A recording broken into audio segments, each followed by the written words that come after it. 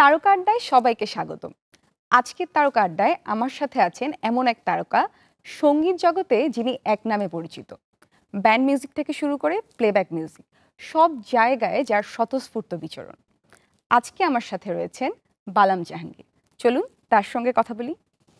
কেমন আছেন ভাই? ভালো আছি, থ্যাংক ইউ। আপনি কেমন আছেন? অনেক ভালো আছি। ঈদ আড্ডায় আপনাকে স্বাগতম আর ঈদ মুবারক।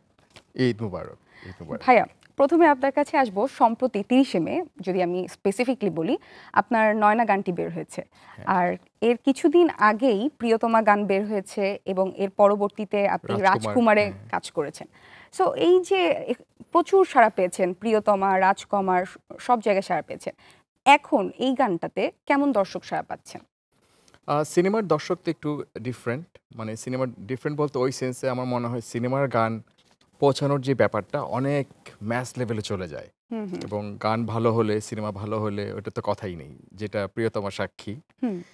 আর অডিওটা হচ্ছে যে আগে আমাদের সিডি ক্যাসেট আমরা যতটুকু পেয়েছি আর কি, ওইখানে যেই প্রচার হতো আর এখনকার যেই প্রচার। আর তবে নয়না গানের প্রচার আমি বলবো আমার একটা নতুন চ্যানেল হিসাবে মানে অসম্ভব ভালো রেসপন্স পেয়েছি। হ্যাঁ, একদম গানটা বের হওয়ার পর যেটা, কারণ আমার অফিসিয়াল ইউটিউব থেকেই এটা এসছিল, জাস্ট ফেসবুকে একটু সবাইকে জানিয়েছিলাম। ওই তুলনায় যতটুকু রেসপন্স, আমি মোর দেন হ্যাপি। এবং আমার বিশ্বাস, যেহেতু আমি সোশ্যাল মিডিয়া বা ইয়েতে দীর্ঘদিন ছিলাম না, লাস্ট 1 বছর ধরে আমি মানে মোটামুটি বলা যায় অ্যাক্টিভ।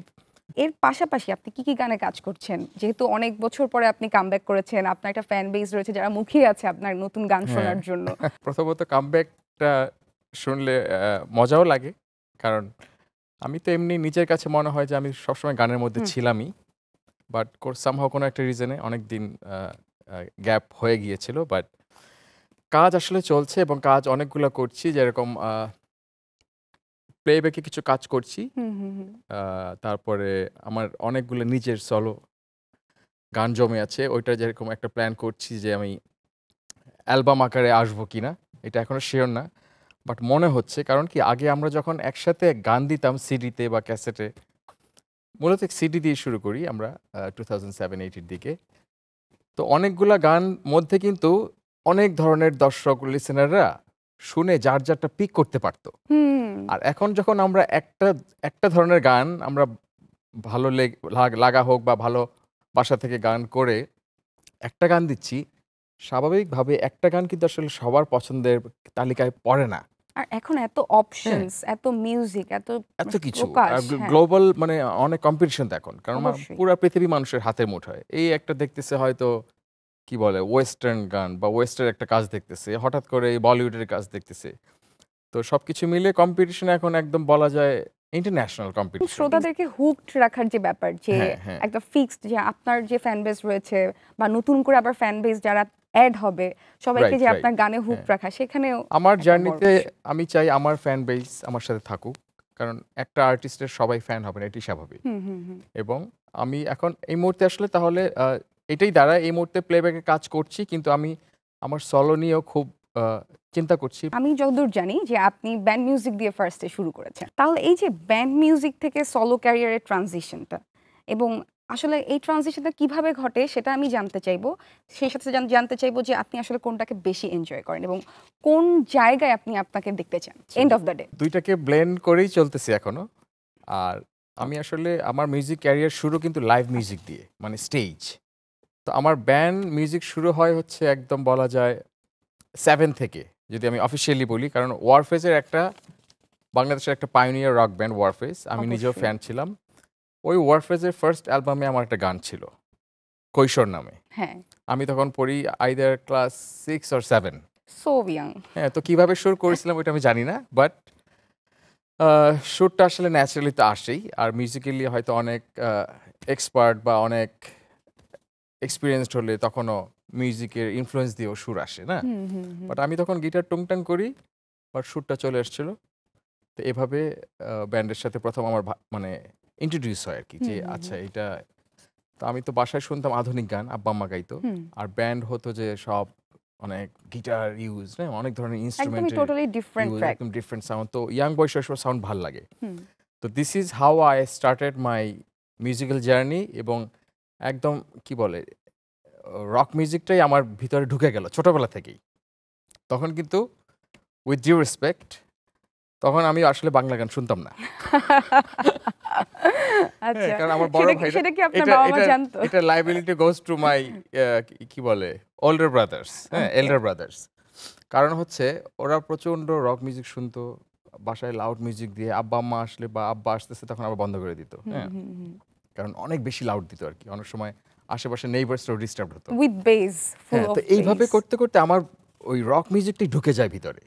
মানে ছোট তো, যার যার ভিতরে যেটা ইনফ্লুয়েন্স আসে ওটাই তো হবে। স্বাভাবিক। তা আমি ওই ধরনের গান থেকে শুরু হয়, যার ফলে ব্যান্ডের জিনিসটা আমার রক্তে ঢুকে গেছে। এরকম সিচুয়েশন ছিল যে আমাকে নিয়ে সবচেয়ে থাকতো আর কি, টেনশনে, যে এই ছেলে মনে হয় গোল্লায় গেছে, হ্যাঁ, একদম ওকে দিয়ে প্যাশন পড়াশোনা বানিয়ে হবে না। ফেলেছেন মিউজিককে, হ্যাঁ, এরকম।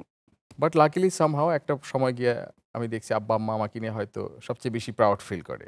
হ্যাঁ, যাই হোক, জার্নিটা আমি এক কথা যদি বলি, আমি ব্যান্ডের ব্যাপারটা ওইটা হয়তো যাবেই না আমার লাইফস্টাইল থেকে, কিন্তু সলো ক্যারিয়ার আসা এটা মূল কারণটা ছিল আর কি সুইচ করা 100%। যখন দেখলাম প্রফেশনালি করতে হবে, আমার কি বলে অডিয়েন্স, আমার অডিয়েন্সটা আমি চাই ওয়াই নট আরো বিগার হোক। অবশ্যই। রক মিউজিক তো একটা certain group of crowd People এর লিসেনার জন্য। শোনে, হুম, হুম। অন্যরা যে শোনে না তা না, কিছু কিছু গান ভালো লাগলে অবশ্যই শোনে, but type of instrument, type of মিউজিকের জন্য কিছু কিছু ব্যাপার থাকে আর কি, যেটা ইয়াঙ্গার জেনারেশনকে বেশি অ্যাট্রাক্ট করে।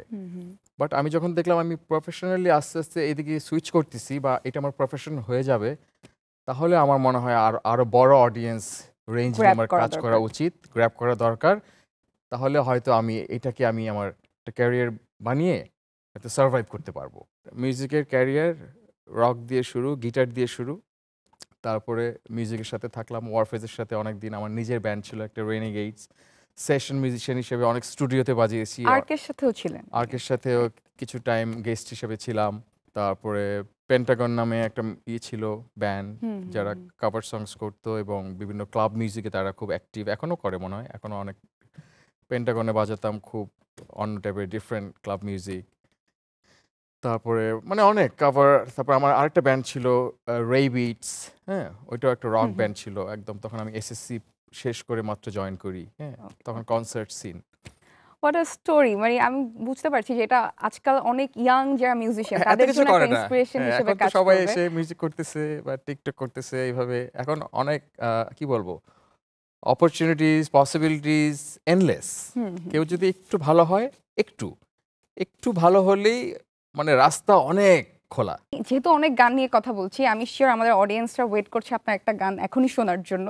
আমরা পরে হয়তো আরেকটা গান শুনবো, বাট আমি এখনই একটা গান আপনার থেকে শুনতে চাই, প্লিজ। খালি গলা একটু আপনাকে তো ছাড়বো না গান শোনানো আমি ছাড়া। নয়নটা একটু আমার আমার খুব হ্যাঁ, পছন্দের এই গান, এই গানটা। কারণ প্লিজ এটা প্লিজ। এখনই তুমি এলে এখনই কেন চলে যাবে, ইচ্ছে ছিল অনেক দিন বুনবো স্বপ্ন একসাথে, রেখো না অপূর্ণ আর যেও না ছেড়ে রাতে, ও নয়না আজ নির্জনা বুকে কান পেতে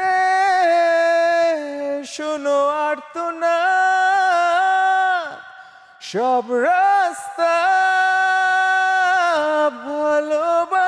ভালোবাসার হয় না সোজা, তুমি জানো না, জানো না। বাহ, খুব সুন্দর। Thank you. এর পরের প্রশ্নতে আমি আসবো, আপনার হান্নান নামে কোনো মুভিতে প্লেব্যাক করা হয়েছে? এরকম একটা কথা হান্নান, শোনা হ্যাঁ, যাচ্ছে। একটা মুভি, যদিও খুব অদ্ভুত একটা নাম, বাট আমার কাছে যতদূর মনে হলো খুবই ইন্টারেস্টিং একটা মুভি হতে যাচ্ছে এটা। বাট অফিসিয়ালি যেহেতু তারা ডিক্লেয়ার দেয়নি, আচ্ছা আচ্ছা ওগুলো অত কিছু শেয়ার করা যাবে না। বাট আমি আর কোনাল এখানে আবার প্লেব্যাক করেছি। আচ্ছা। ওইটাও একটা রোমান্টিক সং। আপনার তো হচ্ছে 2007-08 সাল থেকে মিউজিক যখন শুরু করেছেন, এর মাঝখানে অনেক বছর ধরে গান করেছেন, অনেক দর্শকপ্রিয়তা পেয়েছেন। সেই যে টাইমের নস্টালজিয়া, সেটা এখন আপনার মধ্যে কেমনভাবে কাজ করে? মানে মনে পড়ে সেই স্টেজ পারফরম্যান্স, অবশ্যই, তারপরে? অবশ্যই। এবং একদম এরকম না যে ওটা অনেক ধূসর, এটা মনে হয় যে এই তো গতকাল কি ছিল। হ্যাঁ, বাট মাঝখানে যেহেতু একটা গ্যাপ গিয়েছে ওইটার জন্য মাঝে মাঝে খুবই মনে পড়ে, এবং ওই সময়গুলো আসলেই খুব সুন্দর সময় আমি বলবো সবার জন্য। আমাদের বাংলাদেশের মিউজিক স্টাইল বা সবাই মিউজিশিয়ানরা যেভাবে আসলে কনসার্ট থেকে শুরু করে সিডি, এখনকার জেনারেশন তো সিডি আর দেখেইনি। দেখেইনি, হ্যাঁ। তারপরে দর্শকদের বা গান এখানে বাজতো, গাড়িতে বাজতো, এরিয়াতে বাজতো, বিভিন্ন শপিং মলে। হ্যাঁ, তখন মিউজিকটাকে আমার মনে হয় বাইরে অনেক বেশি ভিজিবল ছিল। বাট সবকিছু মিলিয়ে ভার্চুয়াল এখন আর তখনকার মধ্যে এই যে অ্যানালগ আর ডিজিটালের মতো মিউজিক যেরকম শিফট হয়েছে, হুম, অডিয়েন্স বা আমাদের সব কিছুই বলি একটু চেঞ্জ হয়েছে। বাট আমার কাছে মনে হয় যে আমি প্রেফার করি আগেরটা বেশি। বাট এখনকারটা যে আমি দ্বিমত পোষণ করতেছি তা না, হুম, হুম। কারণ যুগের সাথে তাল মিলিয়ে চলতে হবে।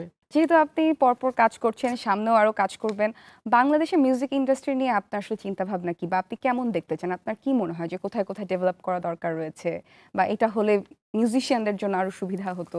আমি মনে করি একটা ইনফ্রাস্ট্রাকচার দরকার এইভাবে বাংলাদেশের মিউজিক ইন্ডাস্ট্রিটাকে যেন একটা ছকে থাকে। হুম। যেরকম এত বছর পর এসে কপিরাইট নিয়ে এখন কাজ হচ্ছে, যেটা আগে ছিল না, যেটা আগে কম ছিল ছিল। না। হ্যাঁ, তো আর্টিস্টরা অনেক বঞ্চিত হয়েছে। একটা আর্টিস্ট, একটা দেশের আর্টিস্ট একমাত্র মনে হয় বাংলাদেশে এটা শোনা যায়।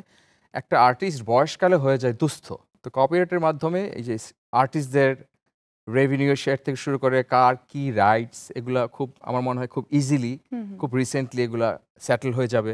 তারপরে ভেন্যুতে গান করা, হ্যাঁ, বিভিন্ন এগুলোও কিন্তু বিভিন্ন হচ্ছে, স্টেজ দেখা শোতে যাচ্ছে স্টেজ কে শো। কার গান গাচ্ছে, কোন লেভেল এসে করতেছে বা কোন লেভেলের কোন রাইটস নাই, হ্যাঁ, আর্টিস্টকে চাপিয়ে দিচ্ছে, বা আর্টিস্ট হুম, হুম। ভুলভাবে ঠিক তার আছে। রাইটস নাই, সে আবার লেভেলের এগেনস্টে করতেছে। এই ওলটপালট এগুলো হচ্ছে। তো এগুলো এগুলো না যেন না হয়, ওই কপিরাইটের এটা হচ্ছে একটা ভালো পজিটিভ। আর হচ্ছে বড় বড় কোম্পানি বা যে কোনো একটা ইয়ের মাধ্যমে এই মিউজিকের এইটা আর পাবে না কিন্তু একসময়। এখনো ঠিক আছে। বাংলাদেশে অনেক ভালো ভালো মিউজিশিয়ানসরা আছে। হুম, হুম। সময় থাকতে যদি তারা এটাকে একটা ব্যালেন্সে নিয়ে আসে ব্যালেন্সে নিয়ে তাহলেই আসে সেটা এবং ওইভাবে কি বলে এটাকে মানে করতে হয় আর কি, পৃষ্ঠপোষকতা পৃষ্ঠপোষক করতে করতে। হয়, না হলে অবশ্যই সেটা আমরা সবাই চাই আসলে, যাতে পরবর্তী জেনারেশনের মিউজিশিয়ানরাও এই সুবিধা ভোগ করতে অবশ্যই। পারে। ভাইয়া, যেহেতু ঈদের শো, অবশ্যই আমি আপনার ঈদ নিয়ে শুনতে চাইবো। কি করছেন এবারের ঈদে?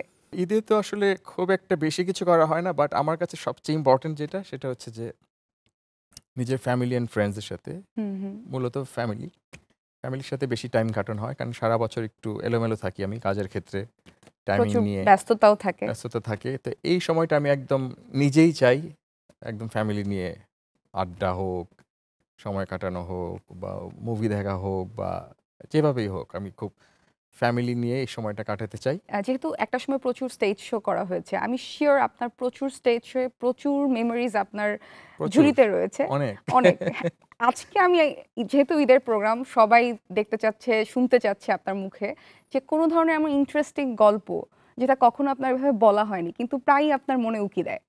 আচ্ছা, দেশের বাইরে একটা একটা মজার স্মৃতি আছে। হুম, হুম। মজার বলতে হচ্ছে খুবই আজব, বাট তাও মজার। ডালাসে মনে হয়, আমেরিকাতে। যাই হোক, তখন আমি যখন স্টেজে গেলাম, আমি চিৎকার শুনে আমি নিজে হঠাৎ করে ভয় পেয়ে গেছি।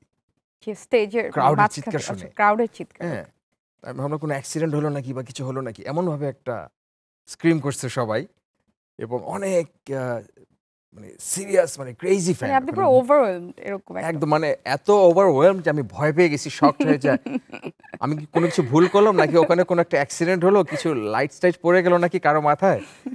এরকম চিৎকার, এবং অনেকগুলো ইয়াং মেয়েও ছিল যারা, হ্যাঁ, এইদিকে ওইদিকে ওদের চিৎকার মানে হাই পিচের চিৎকার যখন মারে মেয়েরা, এটা কিন্তু এক্সট্রিমলি লাউড। এক্সট্রিম, হ্যাঁ, একজন মারলেও কিন্তু বোঝা যায়। হ্যাঁ। তো এখানে তো অনেকগুলা, এবং হ্যাঁ, অন আ সাডেন সেটা আসলেই অ্যাপ্রিহেনসিভ, হ্যাঁ। মানে অনেক তো ভয় এরকম লাগার হঠাৎ কথা। করে মানে এত অ্যাব্রাপ্টলি একটা স্ক্রিম শুনলাম এত মানুষের, আমি চমকে উঠছি।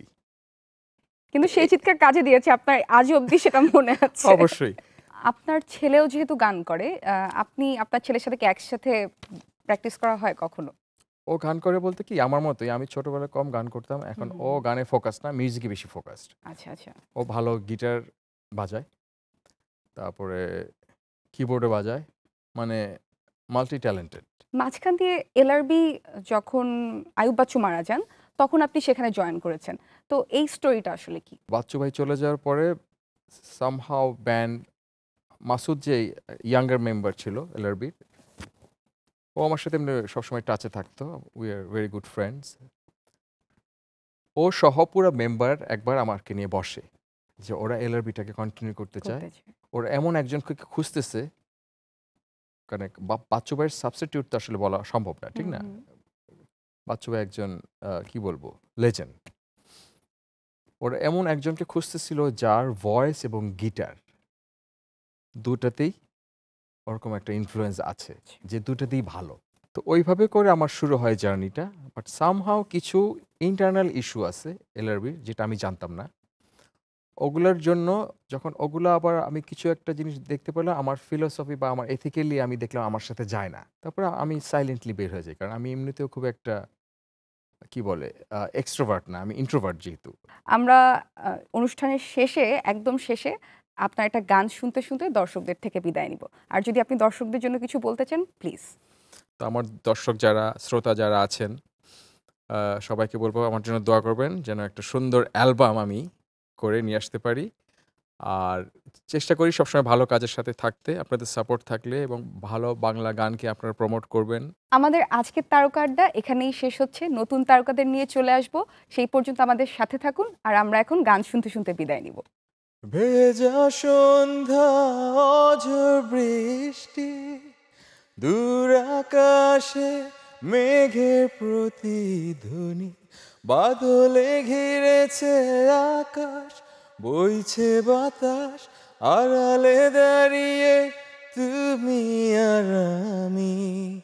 হয়নি বলা কোনো কথা, শুধু হয়েছে অনুভূতি।